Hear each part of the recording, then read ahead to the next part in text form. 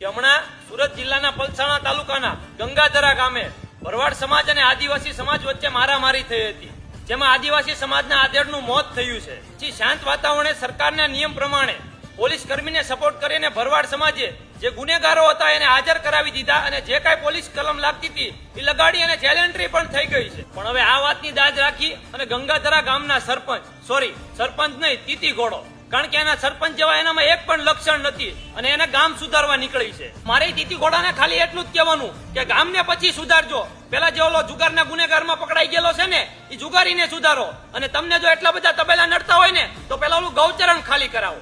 અને તમે સરપંચ છો તો શું થઈ ગયું? સરપંચ કે સરકારના એવા કયા નિયમ છે કે કોઈ સમાજની બેન દીકરી ઉપર અભદ્ર ટિપ્પણી કરે એટલે તમે માપે મેળે રહ્યો? તમે ખાલી એક નાના એવા ગામના સરપંચ છો, એમએલએ નહીં. અને ખાસ આ બનાવને લઈ આ તીતી ઘોડો જે વિડીયો મૂકે છે એમાં ભરવાડ સમાજને લઈને જે ખરાબ કોમેન્ટો કરવા વાળા છે ને એને મારે ખાલી એટલું જ કહેવાનું છે, ધંધુકામાં ઠાકરના નામ ઉપર જીવનું બલિદાન દેનાર કિશન બોળિયા ઈ ભરવાડ, બોટાદ જિલ્લાના ઢાકણિયા ગામમાં નવગણ જોગરાણા હનુમાન દાદાની ડેરી માટે જીવનું બલિદાન દેનાર ઈ ભરવાડ, વડોદરામાં હિન્દુ ધર્મ માટે જીવનું બલિદાન દેનાર હાર્દિક કસોટિયા ઈ ભરવાડ, રાજકોટ જિલ્લામાં હિન્દુ ધર્મ માટે જીવનું બલિદાન દેનાર ભૂપત બોળિયા ઈ ભરવાડ. એટલું જ નહીં પણ પિયાવાના પાદરમાં જીભની માનેલી બેન માટે જીવનું બલિદાન દેનાર રત્નાપા જોગરાણા ઈ ભરવાડ.